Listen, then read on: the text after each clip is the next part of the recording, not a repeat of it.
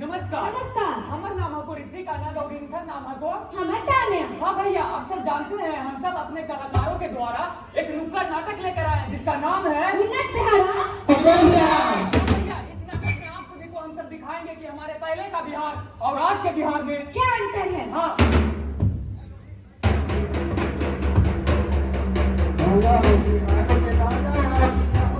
अरे श्याम, अरे यार कहाँ गायब हो गया था यार? तुम तो इतना चांद बन गया यार। अरे मैं तो भाई मुंबई में था। वहाँ क्या कर रहा था यार?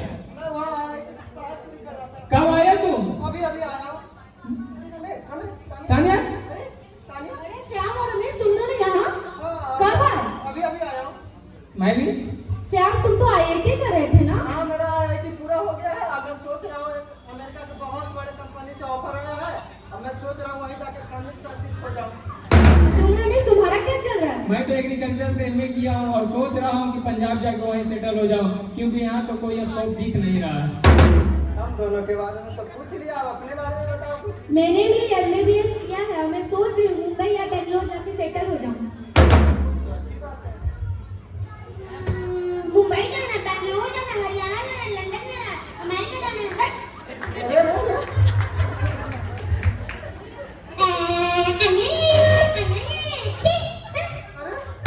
अरे वाह, क्या बात है।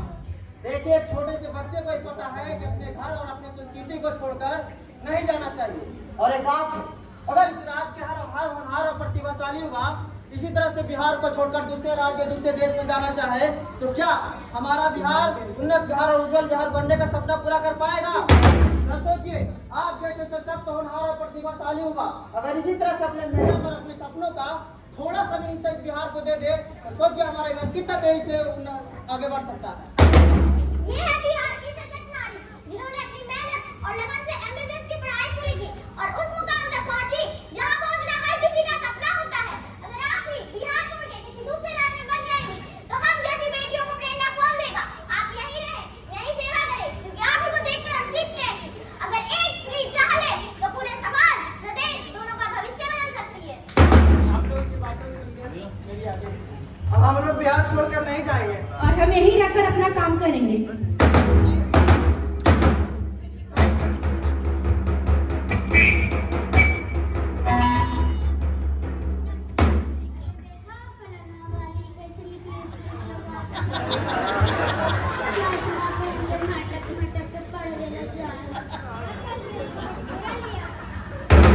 दादी, आप एक स्त्री होकर अगर दूसरी स्त्री का मजाक उड़ाएंगी तो हम घर की दहलीज कैसे पार करेंगे?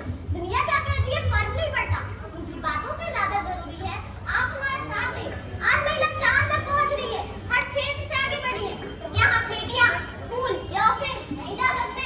और हाँ दादी, हमारी बिहार सरकार हमें पढ़ाने के लिए कितनी सारी योजनाएं चला रही है ताकि हम पढ़ लिख कर आगे बढ़े और अपने परिवार, समाज दोनों का नाम रोशन कर सकें।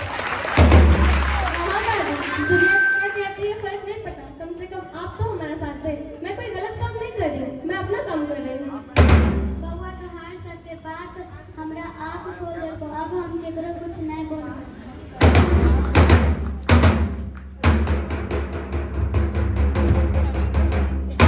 क्या आपको पता है हम युवाओं के लिए हमारी बिहार सरकार मुख्यमंत्री उद्यमी योजना के तहत 10 लाख रुपया तक का ऋण दे रही है और आपको यह भी पता होना चाहिए कि हम उसमें से हमारी आधी राशि को माफ किया जाता है।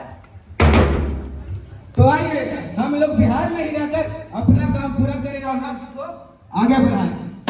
क्या आप लोग जानते हैं कि हमारा बिहार आज कितनी तेजी से आगे बढ़ रहा है? कृषि में बिहार देश अपनी एक अलग नजारा बना चुका है। मुजफ्फरपुर की लीची और केले की मिठास, आहा हा हा, ये मिठास आज दुनिया के कोने कोने तक पहुंच चुकी है।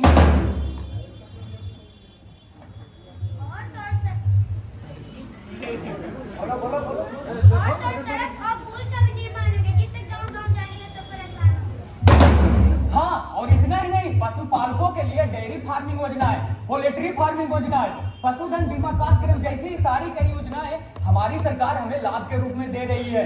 बिहार सरकार की बिहार राज्य फसल सहायता योजना, कृषि यंत्रीकरण योजना, कृषि यंत्रीकरण योजना और मुख्यमंत्री बागवानी मिशन जैसे अनेक योजनाओं का लाभ जब हमें यही मिल रहा है तो क्यों ना हम अपने बिहार में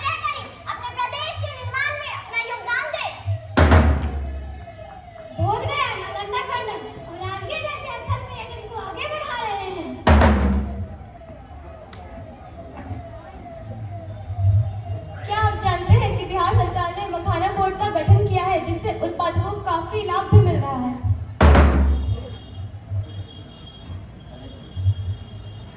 और हाँ, बिहार सरकार ने 7 निश्चय बिहार की विकास का मजबूत नींव किया है। और इतना ही नहीं, नल जल योजना से अब हर घर तक आसानी से पीने का पानी पहुंच रहा है।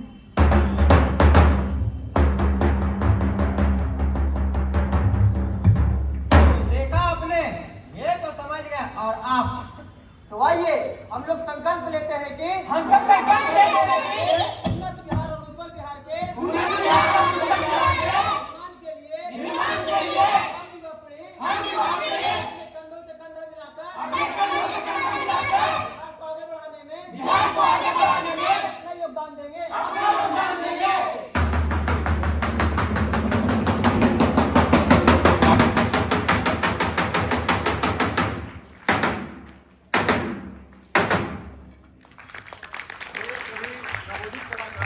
उन्होंने पहली बार मंच पे अपना परफॉर्मेंस दिया है और थोड़ी बहुत अगर कहीं आप लोगों को कमी लगी हो तो उसके लिए मैं माफी चाहता हूँ।